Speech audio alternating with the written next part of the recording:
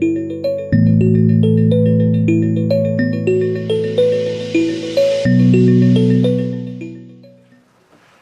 right. Ooh, it was an eventful break here.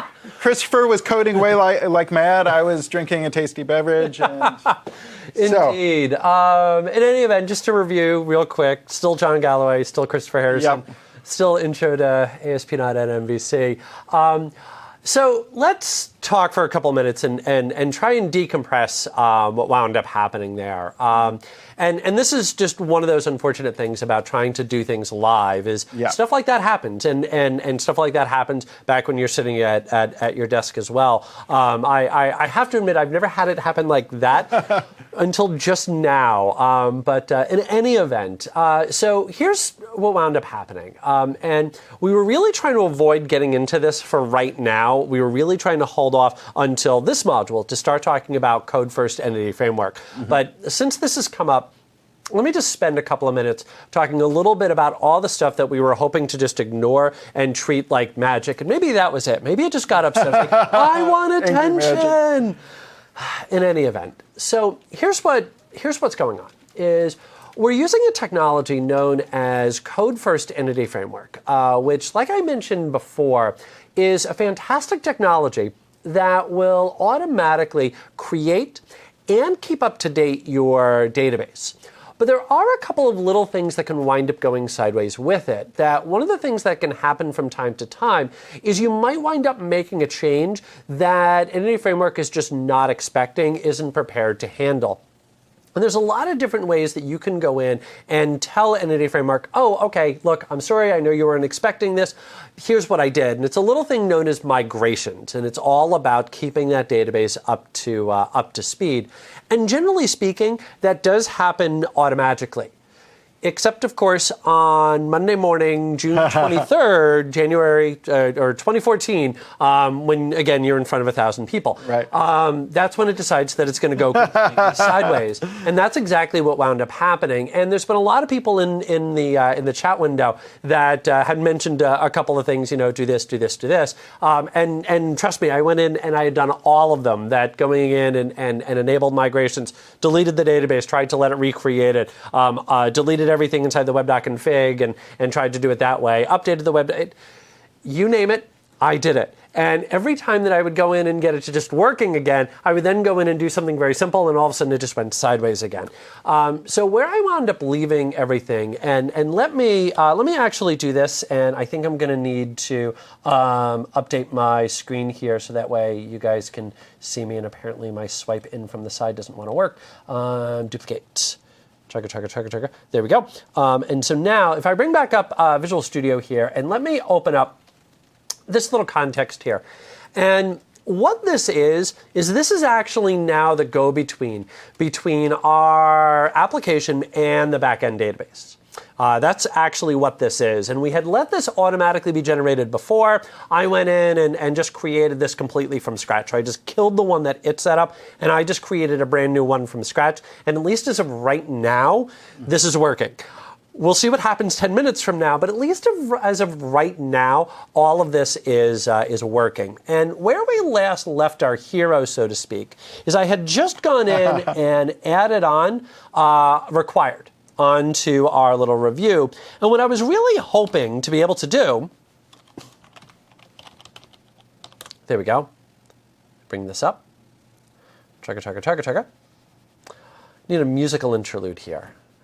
I would sing, but I don't think anybody wants to hear that. But in any event, let me go. There's only one way to find out. No, trust me. In any event, so here's what I did: is I added in a little thing, that little option called required. And now what you're going to notice is that when I tap on create, that it will automatically say the email address field is required, and that's all because of the fact that I added in that little required. So the takeaway that I want you to get out of all of this, and let me try and distill this back down to its simplest parts, is, again, a model is a class. That's it. It's just a class. So if you know how to create a class, congratulations, you know how to create a model. And the way that you're going to explain to MVC how that model is designed to work, how you want people to be able to interact with it, is by going in and adding in those attributes. So kicking back over here to my slides, this actually kind of brings us into what I've called the advanced model concepts, but it's also going to give us the opportunity to do a bit of a review here, because how models make life easier? Models make life easier because, as we just saw, they do automatic UI creation. So as we just saw, we saw that validation, we saw that email. All we had to do was just explain to the runtime, this is how all of this works. And again, one of the little things that John was demoing real briefly is this little concept known as model binding. I'm going to escape out of my slide here real quick. And I'm going to bring back up my Visual Studio, and I'm going to go into the controller here. There is my little reviews controller. And let me just scroll on down. And again, I'm going to get into controllers a little bit later. But what I want to highlight right here, let me just do a little bit of cleanup. There we go. Here is a little action. And this is, again, going to do something, as John put it on his slide. And what I want to highlight is this part right here. You're going to notice right there that all that's doing is it's just taking in a review, that review that we've built. So one of the cool things that MVC is going to do for us is it's automatically going to be able to take the form that we saw on our little screen right over here, and it's automatically going to be able to convert that into a review for us. So that's actually pretty slick that it's able to go in and automatically do that. And that's that little concept of model binding. So as I kick back to my slides here, the main point to highlight, waiting for this to come back around, is the fact that it's going to automatically handle a lot of cool stuff for us, and we can think now in terms of objects, which for us as developers is a much simpler way of thinking about all of that. And then when we start getting into a little bit of true advanced concepts here, two real quick things to highlight. Number one is I do want to highlight the custom validation attributes. Again, you can go in and create your own. And that, again, gives you that ability to just decorate that on the model, which, again, as we saw, makes life easier later on. All I went in and did was updated the model, and all of our views automatically reflected those changes. Mm-hmm. The other big one is view model. There's been a lot of mention in the chat window about things like MVVM and view models, and what is all that about? Well, MVVM is another pattern. It stands for model, view, view model. And basically, the goal of MVVM and view models in general is dealing with the fact that how we're going to structure our data for behind the scenes is going to typically be different than how we're going to structure our data for display to our user. So for example, let's say that we added in genres to our store, and an album would have a genre. Well, when we go in and we build this up, we're going to specify, hey, these are all the genres that are going to be available. So we're going to have country and alternative and all those good things. Well, if I'm going to create a brand new create screen for album, and I want to give you the ability to choose a genre, I'm going to need a drop-down list. Well, that view is going to need to know all the genres. So I need to not only send into the view the information for album, but also for all the genres as well. And the easiest way for me to do that is to create a class specifically for that. And that's what a view model is all about. And I always like to say things like, don't overthink it, don't read too much into it. That really is all that a view model is it's just a model specifically designed for a view. And that is something that can, in certain scenarios, help make your life that much easier. Mm-hmm. Okay, so there's our models. Now, John wants to talk a little bit about Visual Studio and all the cool things that Visual Studio can do for you, because you're probably looking at MVC up until now, and you're probably thinking, well, my gosh, that's an awful lot of code. How about getting something to write all of that for me? And fortunately, Visual Studio has a lot of great capabilities to do that for us. So, John, Excellent. Okay, let's dig in. So we're going to be talking about the power of Visual Studio, and the point here is we need like a fanfare to go along with that. Yeah, but the whole point is that we want to talk about making it easier to generate the code, to do things for you, to set things up for you, and how Visual Studio is going to help you write MVC applications. So we'll look at scaffolding. We've kind of danced around it a bit in the past sessions. We'll look at that in more detail. We'll look a little bit more at Entity Framework, and we'll talk about Visual Studio Web Tools in general. And for the Visual Studio Web Tools, not just talking about MVC specific really, but also just talking about HTML, CSS, and JavaScript, because MVC kind of focuses more at the code level. And as a say, for instance, web forms developer, you may be more familiar with using controls and not as used to, being an HTML wizard or CSS wizard. And Visual Studio can definitely help you quite a bit with that. So first, we'll look at scaffolding. And as we mentioned before, scaffolding's job is to generate code based on your models. And what's nice is that scaffolding is now cross ASP.NET. So originally there was MVC scaffolding, and then Web API built similar, but it was separate code. And then Web Forms was over here saying, hey, I'd like some scaffolding too. So for Visual Studio 2013, there is ASP.NET scaffolding, and it works across the board. So that's pretty handy. And so let's take a look at scaffolding. So in this, you've seen this happen a few times.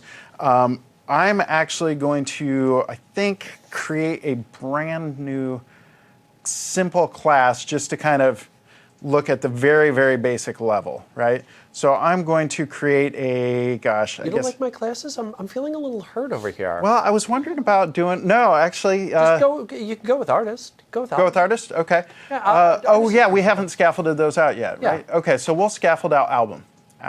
So I'm going to right click on controller and say add scaffolded item, okay? And so when I do that, I have these options here. And you'll notice I've got common, so I've got MVC, and I've also got Web API. I don't have web form scaffolding included here just because I haven't installed it. If you would like web form scaffolding, there's actually a Visual Studio extension that adds that in, okay, because it's across the board. Here are my options. So I can create an empty one, and this is a completely empty controller. It's just, here you go, here's an empty controller. Just like it says, empty. When you create an empty controller, you don't actually have to specify the model type because there's no model. It's just empty, okay? Then you can create a you can create, let me expand this out. You can scaffold out under controllers. I can create, sorry, I'm zooming around here. I'll try not to. We can create an MVC controller with read-write actions, and I did that earlier during the previous session. This is without using Entity Framework, any persistence at all. It's just creating an empty controller class for you. And then finally, we can create an MVC5 controller with views using Entity Framework.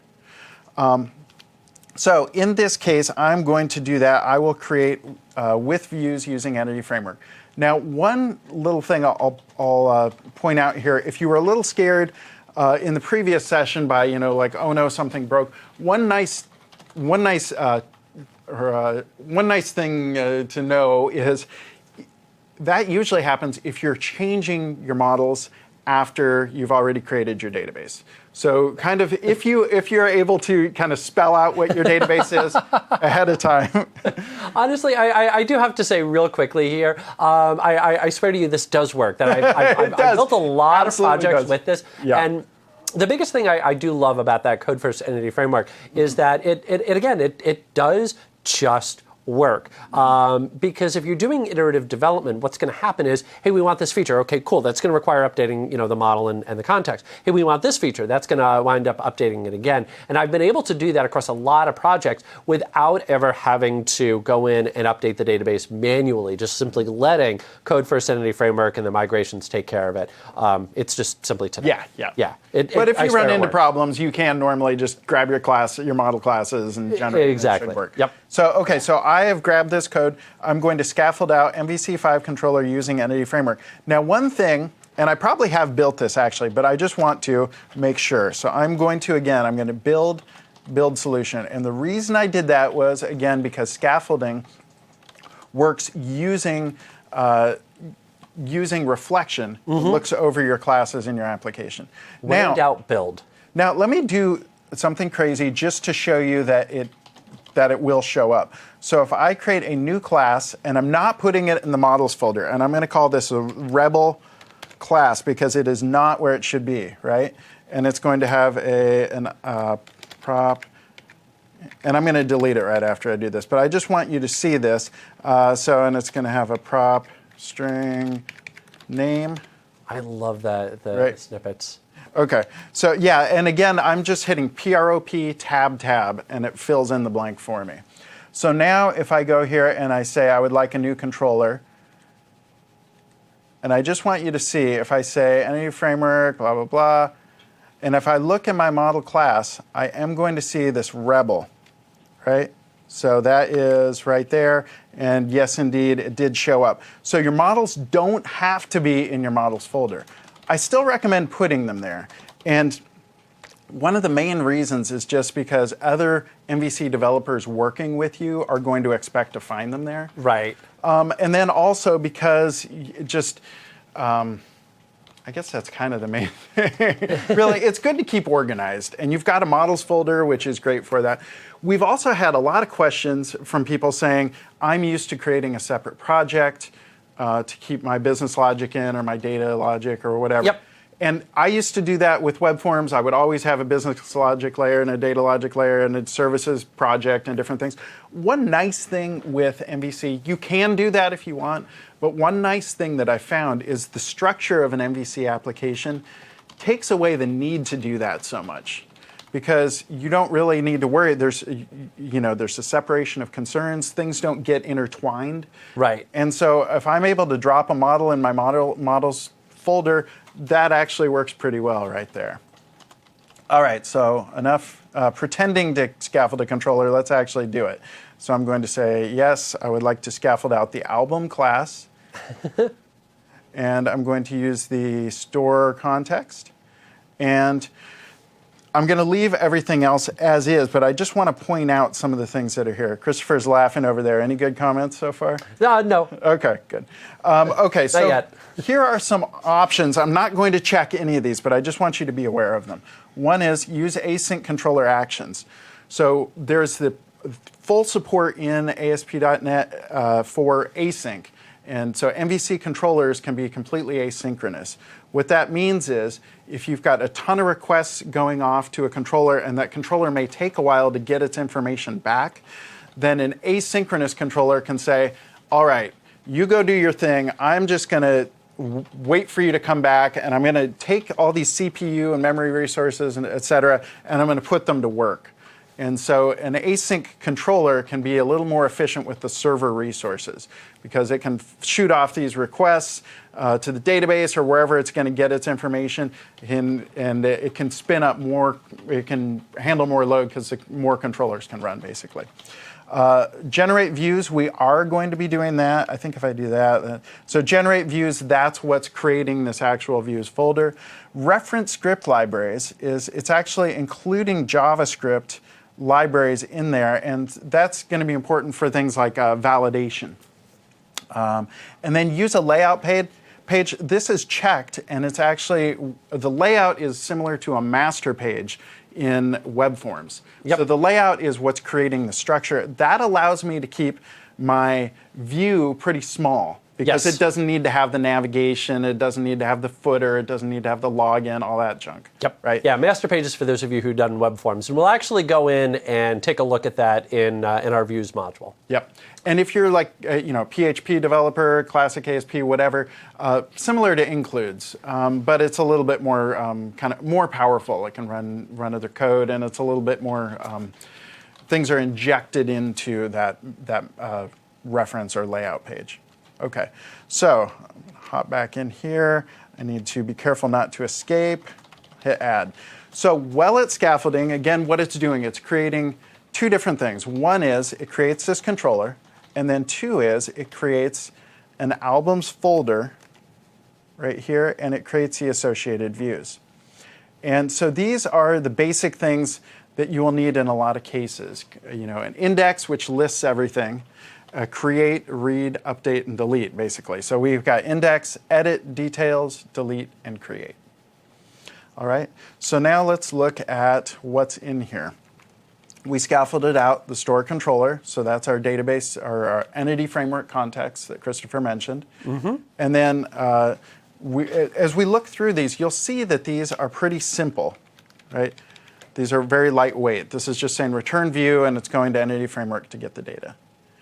A lot of people in chat have asked, can I abstract things? Could I maybe use another pattern like the repository pattern? And again, we don't have time to dig into some of those more advanced patterns, but we did talk about that in this MVC4 web application jumpstart. And that in our models section, we did go into more detail about the repository pattern. The real important point is that you are in control. So this controller is a class, and a controller action is a method, and all it needs to do is get a class that it can return to the view. So if you want to have your own service class, if you don't want to use entity framework, maybe you want to use another micro ORM, Dapper, or whatever it is, go ahead and use that. Go get your data and return it as a model. Okay. In this case, we're doing this directly. However, repository pattern is the idea of separating out your, basically having a separate data access class whose job is I call into you and it returns that data to me. All right, so here I've generated out this controller action and it's returning a list for my index. So now I'm going to run this. First, before I do that, let's take a look at that index. All right, so here is what it's creating. Now, if you got back... Oh, no, keep going. If you wanted to display a list of information that would have multiple properties in HTML, you have different options, but usually the best one for that actually is the HTML table. So a table is for displaying tabular data, and that's exactly what we're going to do. Yep. And so here we're going to iterate through, and in this case we only have one type. We only have the title, and so it's just going to list those titles out. There was a question from earlier about how to put together a data grid. And, obviously, since, again, there's no controls here, there's no drag and drop and away you go from there. Well, the screen right here that you're seeing, that's how you do it. That's the data grid. Exactly. There's your data grid that you're going to go in and you're going to build this on your own. Now, a couple of things that are always worth mentioning here is that, number one, the scaffolding can help you with that. But also, number two, is that it's really not overly complex code that if John stays there, then all you're going to notice that it's just simply a very basic little loop. We go ahead and we put the display together and away we go from there. But you'll also notice, there's a friend of mine that likes to say we're not launching rockets here. And the point that he's making when he says that is whatever it is that we're trying to do, somebody else has already done.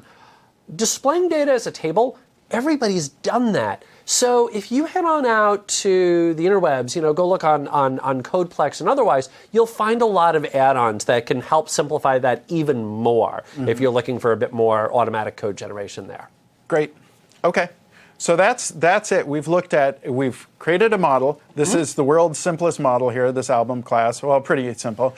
And we've got, here's an interesting thing to notice is we've just got title, and we do have artists, but we haven't set these up to link over to them. So really all we're editing here is the title, right? So our controller action is just returning a list of them in the index view. And then our view itself is displaying that data. Notice I didn't have to write the controller and I didn't have to write the view code at all. Now, if you want to customize these, once you've created scaffolding is a one-time thing. So you don't scaffold something and then tweak it or undo it. You just delete your stuff and rescaffold it. So what that means is once I've scaffolded it, this is my code. I may say I don't want to have an edit or create view. I may say I want to go in and completely, delete something else out or change this view. This is my code now. All right. So you, unlike, say if HTML is being generated for you by a control or something else, this is design time. Now this is my code. I can go to town. All right. So let's run this. When I hit F5, here's a nicer thing recently. Visual Studio added in the support that it automatically sees. I hit F5 and I was on the albums index view, so it browsed to that URL.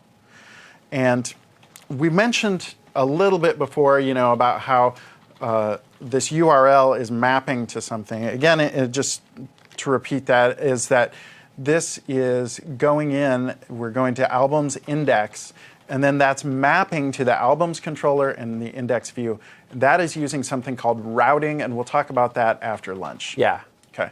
So now I'm going to create a new album, and I will call this Chris. So do not show this message again. No, thank you. Okay. I will call this Christopher Sings. All right. So now that will not be a bestseller. I can guarantee you that. Okay, so I have created I've added something to my database. When I saved it, this URL here is going to /albums, and if we look over in my controller, in my albums controller, I am now on the index view, and that's returning that list. Okay, so my list of 1 items. Yep. And if I want to add another one, I'm actually going to a create view. So if I say create new, this is going to /albums/create, and it scaffolded that as well for me. So again, we're talking it's about what scaffolding is generated. Right, and that's, every time you hear the word scaffolding, think this. Oh, look, it's something Visual Studio automatically created for me. That's scaffolding. That's it. It just sounds so much cooler when you say scaffolding, you know? And here's a big, yes, exactly. Yeah. Here's a big difference kind of conceptually. If you are a web forms developer, those controls are generating code for you at runtime. Yep. So that control is saying like, okay, I know how to build some HTML, I know how to build some CSS, et cetera. I know how to inject some data into this, and it's doing that for you at runtime. Right. This is doing that code generation for you at design time. Yep. And now you can get in there and hack around. So you don't need to intercept an event to go in and change something at runtime. Instead, this is my code now. This is my HTML. So for instance, if I want to say where it says create, I say create a new wonderful album. Right? And exclamation. Not Christopher Sings. Right. Okay, so I have edited that. Now if I switch over to this and refresh the page, right? So this is my code. I've generated the code using scaffolding, and now it's mine. I go to town with it. And now I will say John Yodels. Yodels. Yes. Excellent. Okay. And now we're back to this. Now I want to point out quickly that create screen, when we do this create, and Christopher mentioned some of this before, but repetition helps me learn, so hopefully it helps you too. This is it's creating a form, and we'll talk about views code later, but this is creating a form. It's generating an anti-forgery token. And this is more advanced, but what this is doing is it's kind of preventing other websites from posting to your form. And this is pretty helpful. This is creating validation for me. Again, we'll talk about this in views. This is scaffolding out the labels and stuff for me. The important point that I'm bringing up with this is that it is actually doing a good amount of work for you. It's applying some intelligence. It's saying, okay, this model type is, it's a form field, it's text, and it's setting up some bootstrap classes for us. Like for instance, the validation message, we'll use the bootstrap text danger class, et cetera. So it really is generating some pretty good code for you. And things like if we look in here at what happens when somebody submits information in the create view, this is actually doing some best practices on making sure people aren't messing with your application.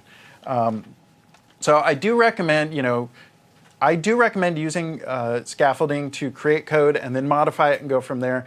But I do think that there's some pretty good value in using scaffolding. Scaffolding is also completely extensible. You can get other scaffolders that will do other things for you, like insert additional HTML5 markup or other things like that. So some pretty neat stuff. I think that's about all I was going to cover in that demo. Was there more that you think? I think you're pretty well. I think you pretty well hit it all. By the way, just real quick, Spain won 3-0 and Netherlands won 2-0. So just to excellent. Get everybody up to speed. So yeah, we should. Yeah. Right. So for your respective countries, in any event. Okay, great. So entity framework. Let's talk entity framework. Yes, let's and this is really nice since obviously we ran into the couple of issues, but yeah. So the goal of entity framework is to map between objects and a relational database. And so it is an open source project. I think it's entityframework.codeplex.com. It is built by developers who are on the ASP .NET team, but it is an open source project. So you can go out there and you can see the code as it's checked in. You can look at issues. You can file issues. You can submit code that you think that they should include, et cetera. But the real goal is we want to work with code, and we don't want to write data access code unless we want to. If you want to write that kind of code, you can. I did for years, and I'm done with it. Exactly. Yeah, I got better things to do with my time. Yep. Okay, so that's the idea, and some of the things that it handles for you. Context is the idea of it's dealing with the state, the database state. It kind of understands we've got multiple different tables. You're modifying this table, and this one has a foreign key over here, et cetera. So it's kind of keeping track of what's going on in there. If we look at my context, so if I go my context. If I hit Control-Alt-L, by the way, that's one of my favorite little shortcuts. Control-Alt-L. That brings up Solution Explorer. Ah. Yeah, that's a nice one. So now if I go into here is my context. So when I was saying before, context, and it sounds like this big, scary thing, but really it's a DB context, which is an entity framework, and we have these DB sets, and those are they're collection classes that are smart. Right. They understand database stuff. And there's a couple of things to highlight here. That number one, in all my, kind of tearing my hair out and putting everything back together, the reason that I just went in and said, what, to heck with it, I'm just going to create the context on my own, is because it's that easy. It's three little properties that are there. And just as John mentioned, DB context and DB set actually do an awful lot. That DB context will be that go-between. And DB set brings a lot of functionality to the table to go in and find items and be queryable and do all of that really cool stuff for us. And what John just brought up here is this is the source code, if you will, for DB set and kind of everything that this is doing for us. Yeah. So it does do quite a bit for you behind the scenes. So there we go. And just to be clear, in case it's not clear, that entity framework is a way you can get data that your controllers can get data and pass it to the views. So you don't have to use entity framework. It's definitely very handy, and it's built into MVC as one of the scaffolding options because it works pretty well. But you don't have to use it if you've got your own special way of accessing your data. Knock yourself out. Okay, so code first is what we've been showing you. Actually, let me interrupt you for 2 seconds here, only just to sort of repeat that, hey, you know what, if you do already have something, you are free to keep using it. So maybe you've got a legacy application and you've been using that, over the years, and you've got this really cool maybe mapper pattern that you've set up, and all of that's working just fine. You don't necessarily want to go back and invest in creating something brand new. You just want to keep using this. You have that ability. So don't think that you need to use Entity Framework or that you need to use code first. We're using it because it makes our lives that much easier, but that doesn't mean at all that you have to use it. Great. Okay. So relations and foreign keys are kind of automatically handled for you. Right. And that is done by setting an ID and a virtual, and it will automatically link it over and lazy load it for you. Exactly, yeah. If you want to throw the screen up real quick here. That's a good question. Bring up the source code for, let's say, review. Okay. Good. Perfect. Yep. And then let's go in and take a real quick look at this. So a couple of things that I want to highlight down there on album. Two real quick things. That number one, you'll notice album ID, and that's of course going to recognize, hey, look, we've got that little reference to album. And then you'll notice the public virtual album. Two things to highlight. Number one, virtual. That's what enables that lazy loading. And then also number two is that integer for album ID. Technically, that doesn't need to be there, but it does make your life a lot easier later on. That if you decide that you wanted to make an editor screen for review, but you didn't necessarily want them to be able to update the album to go along with it, one of the things that would wind up happening is album would then be null because you didn't update album. It gets sent back to the server. It doesn't have an album. It's now null. It tries to save back to the database and throws everybody's favorite null reference exception. Right. Actually, it would be referential integrity, another favorite. But in any event, by having that ID there, that gives MVC the ability to store that behind the scenes inside of a hidden field and make sure that that's still going to be good. So that's helping with the relationships there. Right, right. Okay, so here in this case, I believe, depending on when you scaffolded it, here we've got a review has a link, it has a foreign key to an album, and that's defined just by setting this here. And that's exactly it. And so now if I go to my create for this review, there should be a drop down for this. So label for, where is it? Album. Yep. There's my album ID. And so we actually have a drop down list. So, and this is generated. We have a view section later where we'll talk more about this, but this is actually going to generate a drop-down list. So that foreign key, by defining it in my model, it flows all the way up through scaffolding, all the way up to my view. Seed methods. So I'm going to try and do something really quick on the fly. The idea with the seed method is to make it easier to do to insert data in as you're creating your application. So I'm going to the ASP.NET app or repository on GitHub. This is actually where the next version of ASP.NET is being created, and there's a music store application that that they use. Yeah, exactly. So they use this as they were developing the application, and I believe in models I have a seed method. I called it sample data. And so what this seed method is doing is it'll actually go in and it will add information in. So here we're inserting some test data. And so as my application starts up, you'll see actually here, it's just newing up a bunch of classes. So here I'll zoom in a bit, you know. Octung, baby. Yeah. Nice. I crowdsourced this list. I put up on OneDrive. I put up an Excel survey and I said, tell me your favorite albums. And, okay. Yeah. And so, you know, but the point is, this is newing up data and it's inserting it as the application starts up. So that is a handy feature of, oops, how do I get out of that? That is a handy feature of NED Framework, is the ability to seed data as it's starting up. So that's just done by creating a initialized database. Here we've created a database initializer. It's a little bit more advanced information, but it's good to know that it exists. And finally, there's migrations. And migrations are, the idea with migrations is that you, over time, you want to change your database, and so then you would run the, you know, I add a new property and then I say update database, and it's going to keep my model and my database in sync. This is a really key point.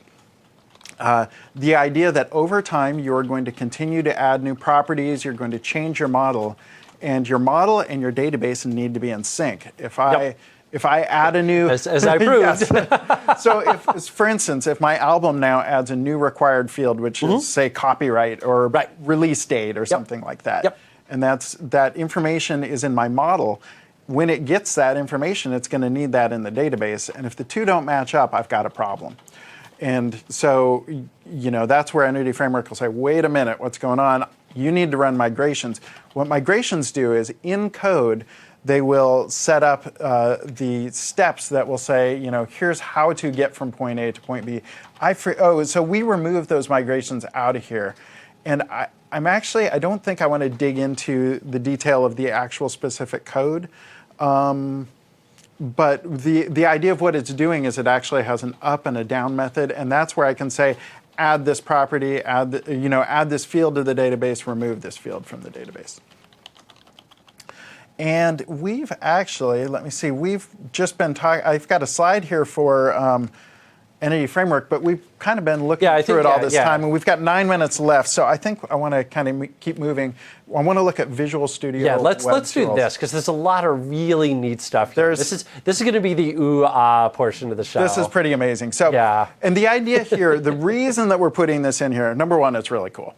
Yep. But number two is, if you are a desktop developer, a web forms developer, backend coder, somebody who's not completely comfortable with HTML and CSS, the prospect of having to own this HTML and CSS code it can be a little scary. And Visual Studio is actually an insanely good HTML, CSS front-end web editor.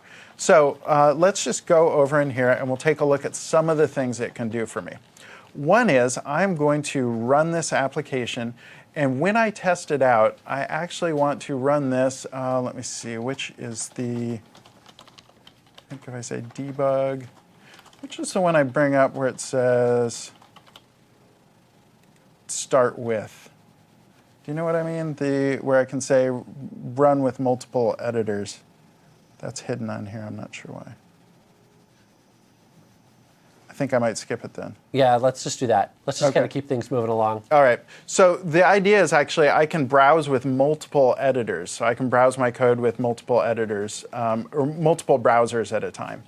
Do me a favor, click on debug real quick. Debug. Okay, never mind. Keep going. Yep. Carry on. Okay, so I'm going to run this, and I'm continuing to use IE, but this actually would work, in any browser. Of course, so this is great, cross-platform. And I'm going to bring up, here's my browser, and I'm working away, and I decide, that I want to figure out where my code is coming from. And that's always a fun game to play. Where is my code coming from? Right?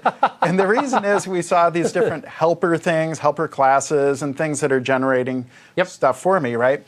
And so if I want to say, well, I want to actually find out where is this generated. You'll see as I mouse over it on the right side, on the left side, it's opened up the correct view, create CS/HTML, and it's gone to the exact line of code. This line of code is actually a helper, a Razor helper, that's generated that HTML. Yep. And so C# code is generating HTML, and in the browser, I'm clicking on Inspect, and it's finding that for me. Actually, to make this totally clear, I'm going to close. Okay, there's nothing open in Visual Studio now. Yep. I say Inspect, and I go to the header. Where's that coming from? That's actually coming from the layout. So that is the kind of site-wide design template. That's cool. Love it. Okay, now I'm going to go, and I would actually like to change something. Okay, so normally what you have to do is you go through, maybe I would use Inspect, I would find out, but then I need to go from my browser, and now I need to go to my source, and back and forth and back and forth. But what if I could just click on Design, and I could click on this, and I could say create a new album here.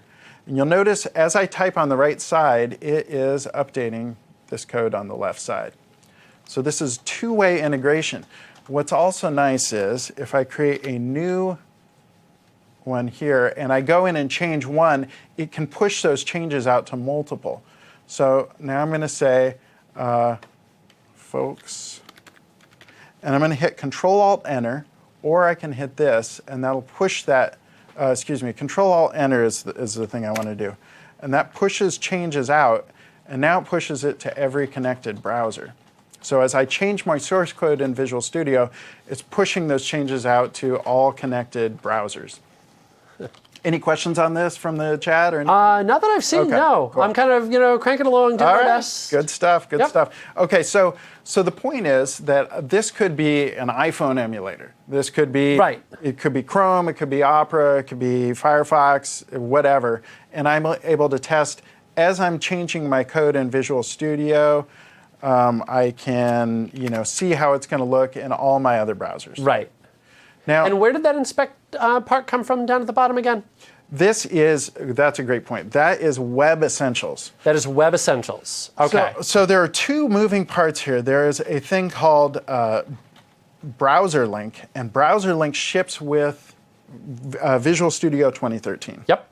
And then Web Essentials, vswebessentials.com, is a free vswebessentials.com is a free extension for Visual Studio that kind of kicks it up a notch. Yep. Right? And by the way, this does work with Express Now as well, correct? It does.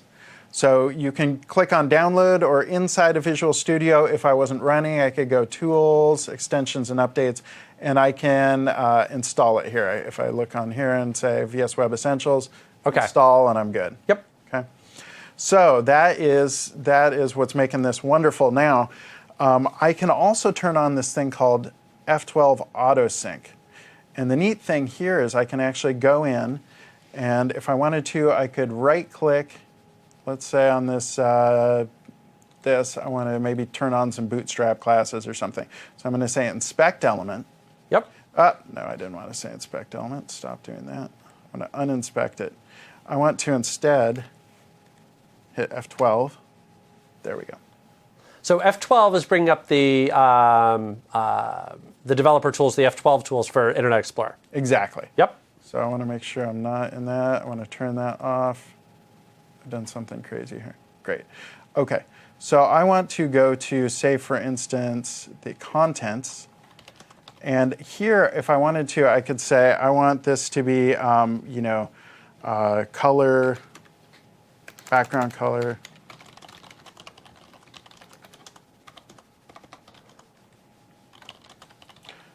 And I'll set the background color, say, to, green. Okay? Okay, yep. Now, as I save that, F12 AutoSync will push that back into my CSS class. Oh, no kidding. So you went and you made that one little change through the browser. Yep. And then that's automatically pushed that back into the source code. Yes. That's awesome. Yep. And it actually, one other really neat thing here is it's got this unused CSS. So it's able to track. Now, this is actually, I've wanted this for a long time. As I'm going through and I'm changing my code in, as I'm working on my site, then I wonder 3 months later, do I even need this CSS class anymore? Right. Yep. And so I can go in and I can track this, and it'll start recording all my CSS classes as I browse through my site. That is awesome. And then later, if I bring in my, go into my CSS, and it'll show me, hey, you've never even used this class right here. That's cool. And so it's, it's able to track all that for me if I, going into my site CSS. So that would be in content, site CSS, and it'll actually track for me how, what's changed and what's up to date. Nice. That's cool. So those are just some of the things. Some other stuff outside of just browser link. There's tons of information and intelligence in here about, just kind of standard basic things like creating HTML, CSS, et cetera. So say I want to do, div dot, if I want to say div tab, I am in C# code, so that's not going to work so well. If I want to say I want a div, and it is class Jumbotron, and I hit tab. Okay, so do that one more time, just so we can kind of all see that. So do that one more time. Here I'm going to do something. I'm going to say div. So what we want is we want a div tag with a class of Jumbotron. Yep. So I'll say Jumbotron, and I hit tab. And you hit tab. And there it is. Voila, just like that, that automatically created that for you. Yes. That's Web Essentials. Yeah. That is Zen coding. Zen coding, exactly. Yes. And I can do all kinds of crazy things. I could say UL. So I want a parent. Let me zoom this up a bit. So I want a UL, and I want LI times 5. And then within that, I want to say, I forget the thing here. I think I say that. And if I hit tab, I'm just going to do that. So that created an unordered list, and it filled in those 5. Okay, so one more time. So you just went UL, angle bracket, LI times 5, and it automatically set up that little unordered list for you. Yep. So this is something, makes it quick for writing. This is Zen coding, and this is a common, thing people are using across the web, and we're happy to support that as well. That's awesome. There's all kinds of stuff for things like, if you want to create a video element, and it's hard to remember exactly what the attributes are and stuff. Right. If I hit tab, that expands it out. Somebody had actually asked earlier, it's a good thing that you brought that up, about being able to push out videos. With HTML5, there you go.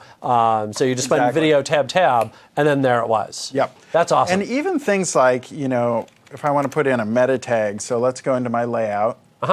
And I'm honestly just kind of jumping around. There's so many great things in here. You could talk for an hour and a half. Yeah, we really could. Yeah, we've got like 1 second. Yeah, exactly. We're theoretically out of time. But yeah, there's an awful lot that's there. And one thing that I will mention is that if you do go to the Web Essentials site, and I'm just going to kind of talk while John's doing his thing in the background here. But if you go to the Web Essentials site, one very cool thing that you're going to notice is that they document basically everything that you can do with that. So there's a lot of really neat things that are there. And while John's kind of talking about this, I would be remiss if I didn't mention that I had actually recorded an MVA with Susan Ibach. We did a What's New in Visual Studio 2013, and we actually have a whole section on what's new for web developers inside of there. And so we talk an awful lot about some of the different classes and JavaScript capabilities that are available, which we will touch on a little bit when we get into Bootstrap. Right. But one of the big things that we mention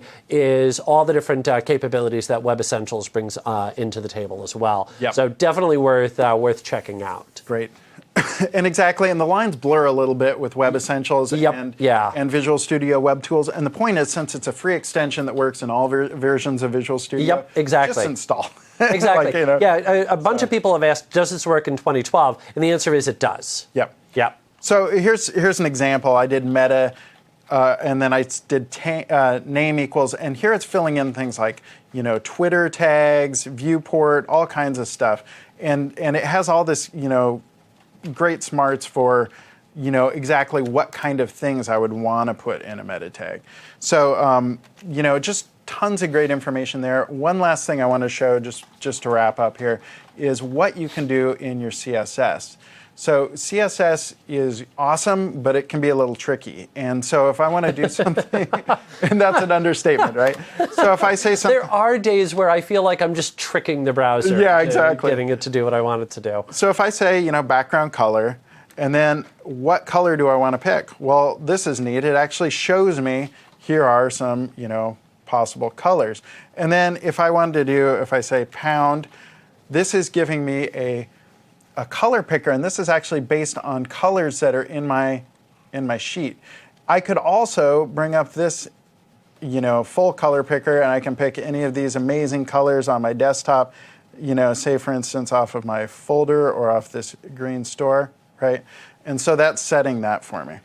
And literally this is just a tiny, tiny sampling. As Christopher mentioned, the amount of things that Visual Studio can do for you as a web editor is great. So it's holding your hand, it's pointing out errors where you're making problems, and it'll say, hey, here's something, you put in this, but that requires this. I'll have more time to show more of that in the Bootstrap section. But the point is that it really is doing quite a bit for you. Yep. So let's wrap with some things that we looked at with Visual Studio Web Tooling and get everyone off to lunch. Yep. Eat those burgers or breakfast or dinner, depending on where you are. Midnight snack.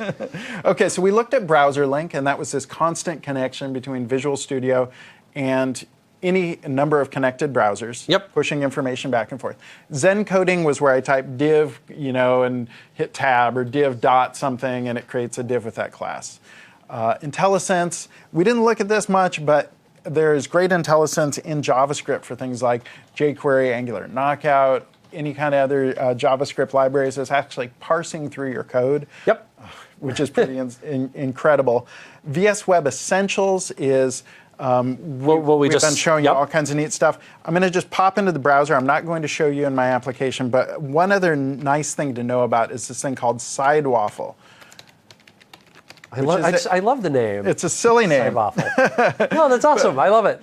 Now, they explained to me the idea is if you're going out to eat and, you're getting maybe you're having a burger or spaghetti or whatever it is, but you might also like a waffle on the side. Well, who doesn't want a waffle on the side? Exactly. So you say to your waiter or waitress, you say, I would also like a side waffle. And so this is a way to get delicious side dishes into your application. So the point is, this is great for doing things like if you want to add in all kinds of stuff. JS hint, you would like to create a Google Chrome extension, you want Angular JS, basically any kind of other web file. Okay. And you just want to be able to very easily add that into your project. Right. Sidewaffle will help bring that in very quickly. And not only brings it in, but it brings it in kind of set up the right way. So for instance, it brings in snippets for things like Angular controllers, Nancy, WCF, etc. A jQuery plugin, if you want to create a new jQuery plugin, it takes a little bit of reading. Here's how exactly to set that up. And Sidewaffle, when you install, it's a free extension like VS Web Essentials, then you can just right-click, add new item, jQuery plugin, and it sets up one that's been kind of, reviewed by some community leaders and, pretty good quality code. Yep, absolutely. That's that. Okay, so we've looked at those. So let's go way to the beginning and talk about, we looked at scaffolding. Yep. We looked at, how scaffolding is using my model to generate controllers and views. Yep. We looked at Entity Framework and how that's going into my database and connecting my database with my models. Yep. And then finally, we looked at Visual Studio Web Tools, and we saw how they're going to help you, if you're not quite comfortable, or if you're hacking around in HTML, CSS, JavaScript all day long, and you would like somebody to, catch your misspellings for you, or tell you what the available properties are, or the available values are for a specific CSS property, et cetera. Yep. This is where it's going to do that for you. Perfect. So we're going to take an hour for lunch. For meal. For meal. One little Meal thing of your choice. that I do want to mention real quick, I just threw this up into the chat window. We do have a shortcut link. Unfortunately, we created it this morning, like pre-coffee, so neither of us remember what the shortcut link is. Did you figure it out? I do have it. So while you talk, I'm going to type it into I put into the chat window the main link, but of course the chat window just automatically updates that and just simply says link. So that's now inside the chat window, but we will make sure that we kind of keep bringing that up over and over and over again. And that way you can go grab our source code if you so desire. But there it is John puts all of that together. Yeah. So in the meantime, I don't know about the rest of y'all, but I'm starving. I'm a little hungry too. Yeah, I'm a little hungry. So what do you say we grab some food? Midnight snack, whatever it is. And there you go. There's the AKAMS MVA-MVC source. A lot of people are already saying, hey, time for a burger. It is. So it there is we time go. For a burger. Time for a burger. All right. So you've got a burger. I do have a burger. Whoa! You need to just get your hands in like that. All right. In any event, we will see you guys in 1 hour.